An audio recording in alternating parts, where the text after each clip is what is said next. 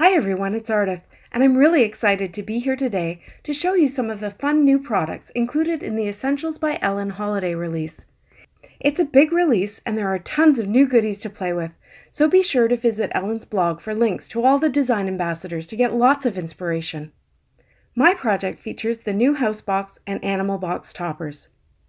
The house box is a big die set and it can be used in a number of ways. It can be used as a house box with windows, and it comes with everyday windows and a door, as well as some Halloween and holiday windows. When I have a big die like this, I find it helpful to cut a prototype. I cut this one with plain white cardstock so that I could see how it would all fit together.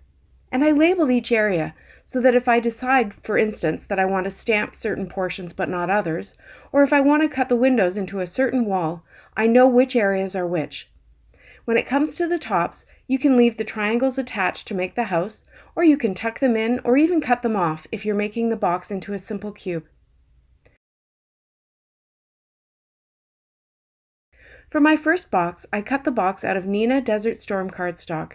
This is 80-pound cardstock and it's firm enough to stand up to having some treats inside, but it still scores and folds easily.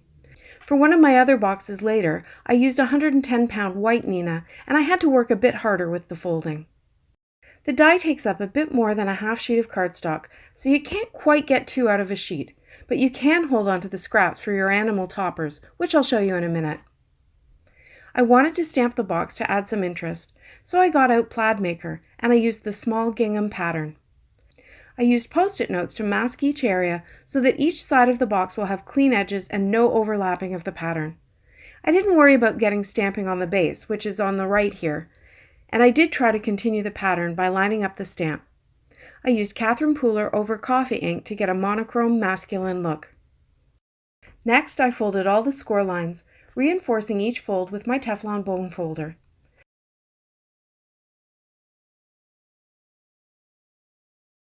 Once they're all folded, you can see how it'll all come together. I used 1/8 inch Be Creative double-sided tape. You really want a strong adhesive here, especially if you're putting treats inside, because they may put pressure on your adhesive. The box goes together easily and perfectly if you fold it along the pre-scored fold lines.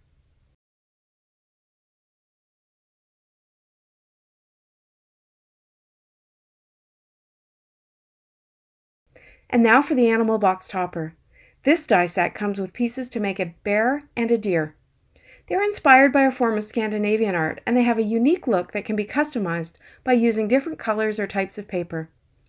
I even found ways to use the deer pieces on the bear to get a different look. I cut all the deer pieces out of white cardstock and colored them with Copics. Of course you can cut them out of colored cardstock, but I find this faster. Now the eyes are very small, so you want to keep track of them. After I colored the deer's nose red, I colored the eyes black and put them aside so that I wouldn't lose them. Then I started on the deer face. I chose 3 browns from one color family and started by coloring the whole thing with the lightest color, E43. I gave it a good coating before I moved on to my mid-tone color, E44, to create some shading under his ears and along the side of his face. I added some E47 along the very edges, and I left the antlers with just the lightest color. Then I used the light and mid colors on his nose piece. To assemble him, I started by using Lawn Fawn's glue tube to attach the red nose to the brown nose piece. This glue is so easy to use. It doesn't get clogged in the nozzle, and it's easy to get out the amount you want. To add some dimension, I popped up the red end of the nose piece with some foam tape, but I glued the top of the piece directly to the head with the glue tube. This is just a quick, easy way to add a bit more interest.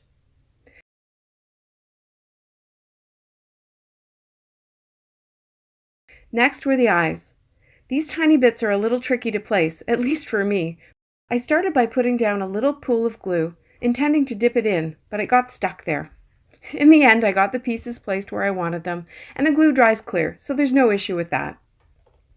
I added some diamond stickles all over his antlers for a sparkler. You can see by my color scheme that I'm going for a rustic holiday feel, which I think is consistent with the Scandinavian style. Lots of browns, but that red nose and sparkly antlers give some festive touches. Both of these animals come with feet, so I colored Rudolph's feet with some warm gray markers, putting darker gray on the edges and lighter in the center, working light to dark and back again, so that they look rounded and dimensional. To assemble my treat box, I put 4 of these toffees in. This Macintosh toffee may be unique to Canada. It's delicious and it's wrapped individually in red and green plaid foil, perfect for my festive theme. I used the Be Creative tape to seal up the roof of the house, and I made sure that the 2 roof panels were lined up and pressed them together. Then I added the deer face and feet to the box. I glued the head directly to the sloped roof and popped up the feet with foam tape.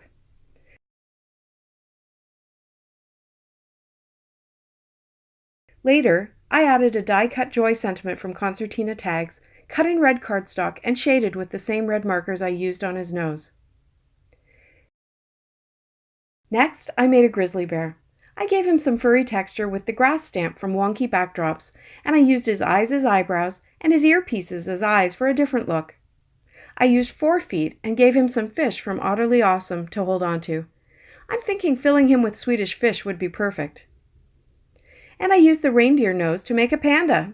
I stamped this guy with the bamboo from So Matcha and cut out a couple for him to hold on to. I hope you enjoyed this video. I get so excited every year when the holiday releases start coming out, and I think this Essentials by Ellen release is absolutely amazing. There's truly something for everyone. Thanks so much for watching. Have a great day.